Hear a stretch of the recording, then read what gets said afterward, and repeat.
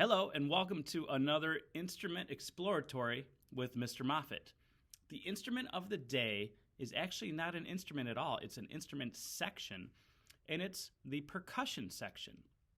The percussion section sometimes might be referred to as the drums, but that's inaccurate because there are many types of percussion instruments, some of which fit into the category of drums and some that do not.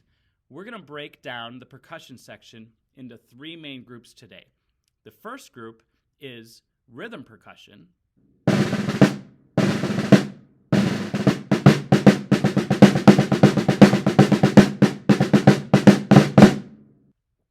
The second group is mallet percussion.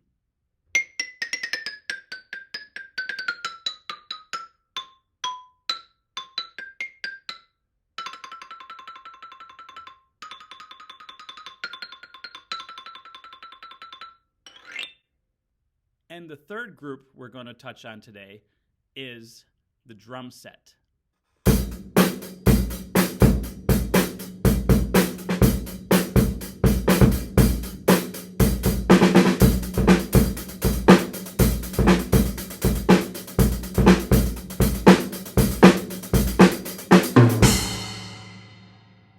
Now we'll start with rhythm percussion. The primary instrument we focus on when we talk about the rhythm percussion section is the snare drum. The snare drum is called a snare drum because it has metal snares that are stretched across the bottom of the drum, and they vibrate when you strike the top of the drum. There's actually two drum heads, a top section and a bottom section.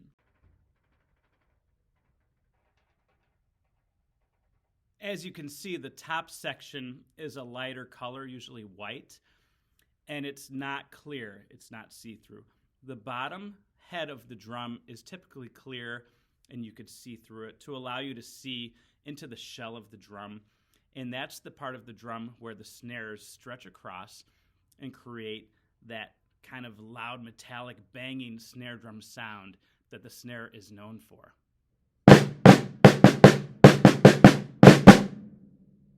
Now we could actually disengage the snares or turn them off by flipping a switch on the side of the drum, which will cause the snares to hang loosely under the head instead of being stretched tightly across the head.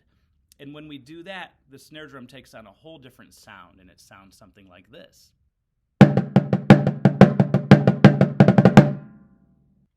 Now when you play the snare drum, there are certain techniques and patterns you learn as a percussionist called rudiments. And these vary. There's quite a few different ones. There's flams, there's drags, there's paradiddles. My favorite rudiment is the drum roll. There's a lot of different types of drum rolls, but this is how a basic drum roll sounds.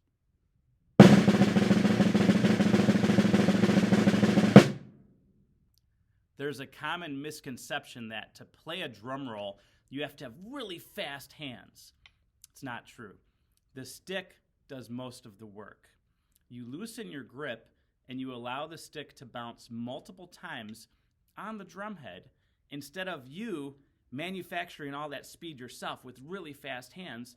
You move medium paced with a loose grip, and it allows the stick to bounce multiple times. Here's a drum roll starting in extreme slow motion and then gradually speeding up, so you can see the concept I'm talking about.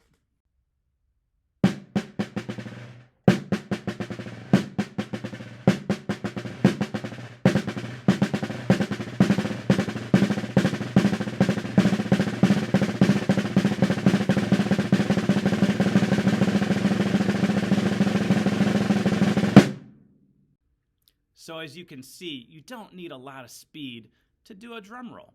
You just need to know the secret and have the right grip tension. Too tight and it won't work. Too loose and the sticks will be out of control. Speaking of grip, there's a few basics we need to know. When you're holding the sticks, you want to hold them at a 90-degree angle like this, whereas I'm striking the drum with the sticks angled. If I'm parallel, my arms are crammed together and I have a lot of tension.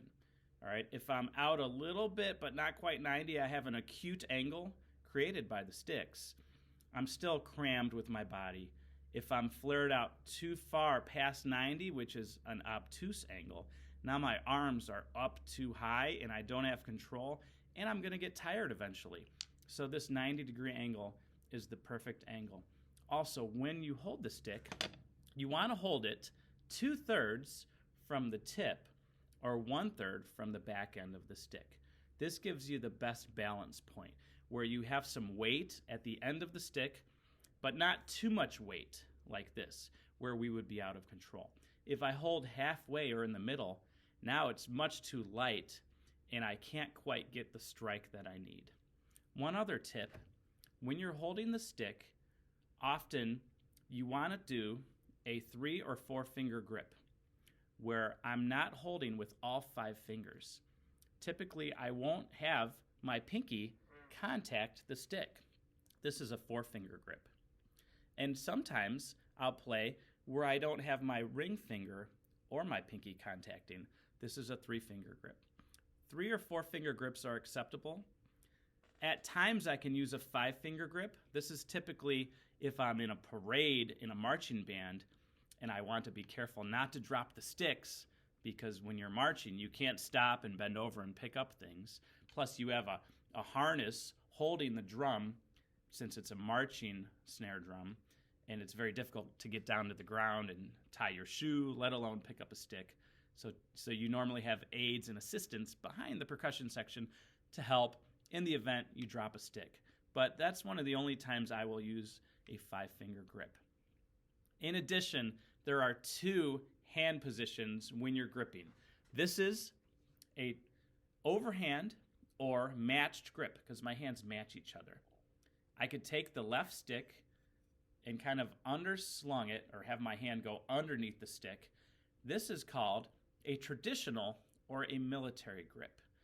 And it looks like this when you're playing with a military grip.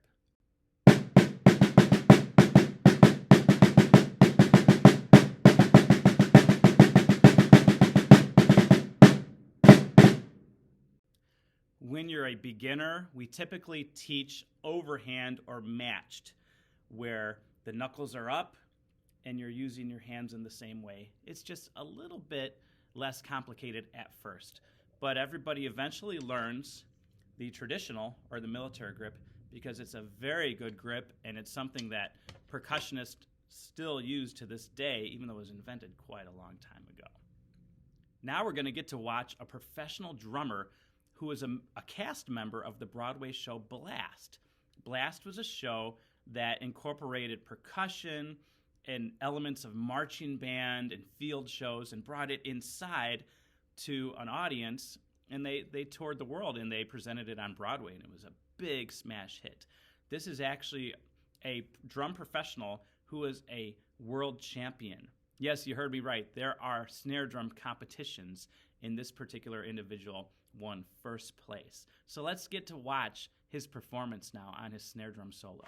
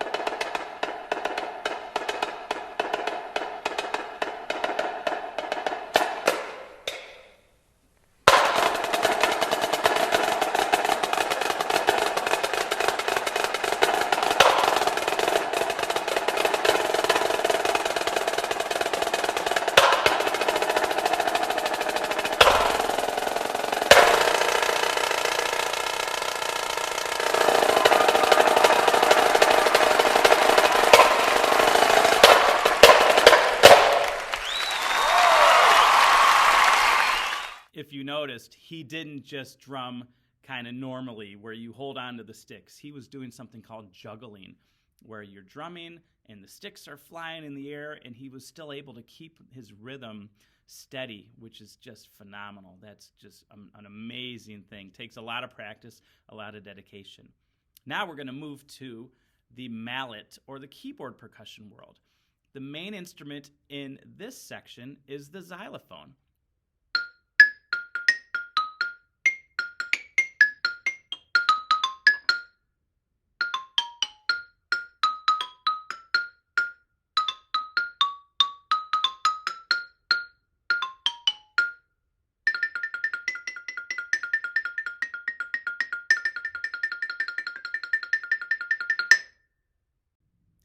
As you can see, the xylophone and all the keyboard or mallet instruments are pitched instruments, or pitched percussion, where you have different notes on a staff, high notes, low notes, and in between notes that you can play to create a melody.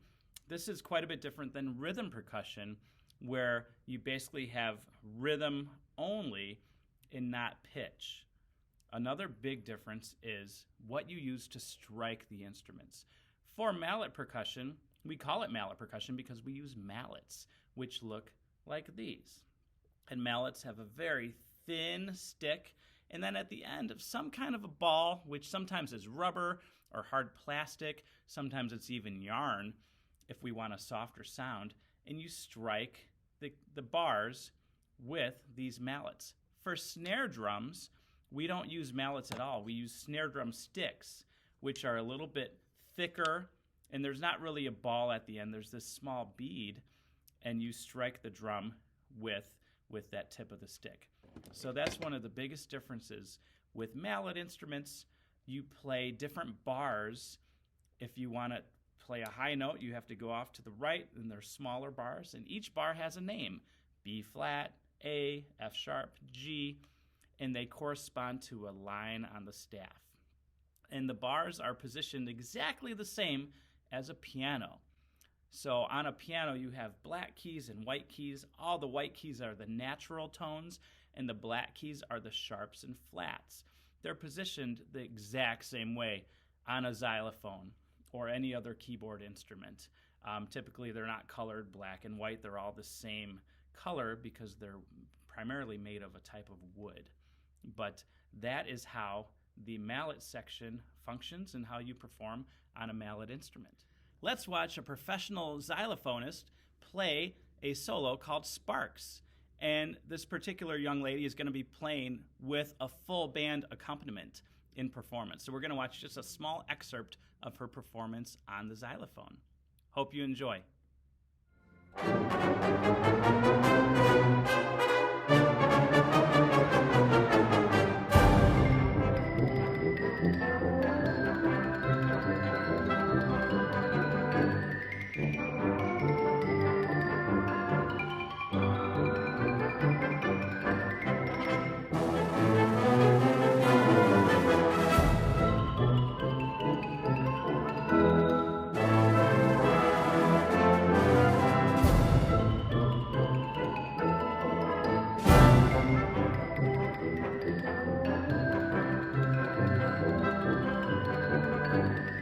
That looked like a whole lot of fun, and it looked like it took a lot of practice to be able to play those really fast 16th notes on the xylophone. That must have taken a lot of dedication. So far we've covered rhythm percussion, and snare drum was the primary instrument we used for that. Mallet percussion and xylophone was the main instrument we used for that. We're going to go into the third area of percussion, which is the drum set. Now, the drum set is an instrument that actually is a money saver, because instead of back in the day when they had to hire musicians, they would hire a whole slew of percussionists to cover all these different instruments, and somebody got the bright idea of, hey, let's just pay one percussionist and they have to play all these instruments. But people were like, well, wait, how can they do that? They're one person. Well, they've got 2 feet and they've got 2 hands. So let's set up an instrument, and we're going to use some foot pedals, and we're going to have cymbals and a snare drum and a bass drum and toms or tenor drums, and all kinds of things, and now you have to cover all of them with one person. Now, it's actually a really fun instrument to play. It's kind of like learning to ride a really complex bicycle, because you're doing things with your hands and you're doing things with your feet, and you're doing these things all at the same time, and they have to coordinate and stay together. I love playing drum set, but instead of me demonstrating it right now, I'm going to turn it over to one of my good friends who's a professional drummer named Gina Knight, and she's going to play you a little bit of a drum set solo. So I hope you enjoy it.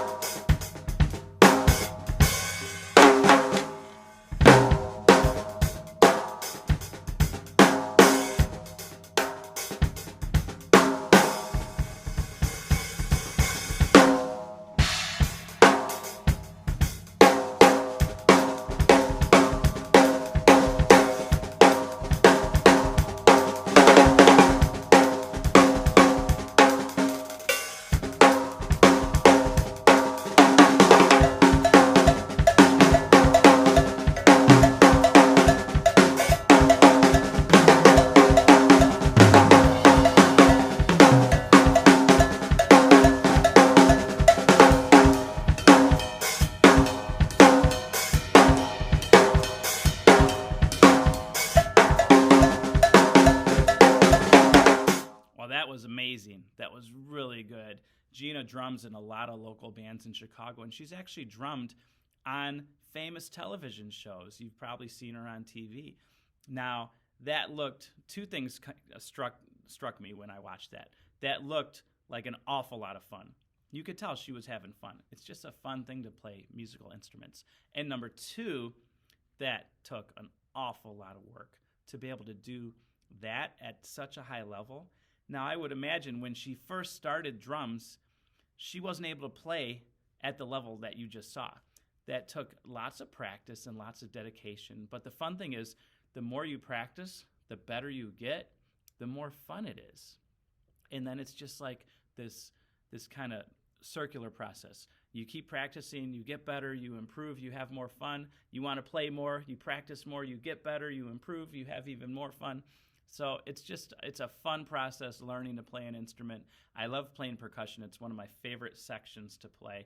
Just remember, if you choose percussion, if it's the instrument choice for you, you have lots of different instruments to learn and different sections. The rhythm section, which we said includes snare drum. It also includes bass drum, tenor drums, cymbals, and other auxiliary instruments like shakers and tambourines and maracas, and a lot of fun things like that. You also have the mallet side, which includes xylophone, also bells, marimba, vibraphone, chimes. All these instruments have notes that you strike that correspond to a staff. And then we also have the drum set, which you would occasionally play if you're a member of the percussion section. And that involves the coordination of your hands and of your feet. It's really not as daunting a task as it seems, because we start slow and we learn things a little bit at a time. But that is the percussion section, the oldest section in the band. Percussion instruments date back to prehistoric times. So it's an instrument section with a lot of history. It's been around way longer than me. I believe it or not. I know I'm pretty old, but percussion is way older than I am. And it's one of my most favorite families of instruments. And I think if you played some percussion instruments, you would agree. So I hope you enjoyed this Instrument Exploratory on all things percussion. I enjoyed teaching it to you. Take care, everybody. Have a nice day.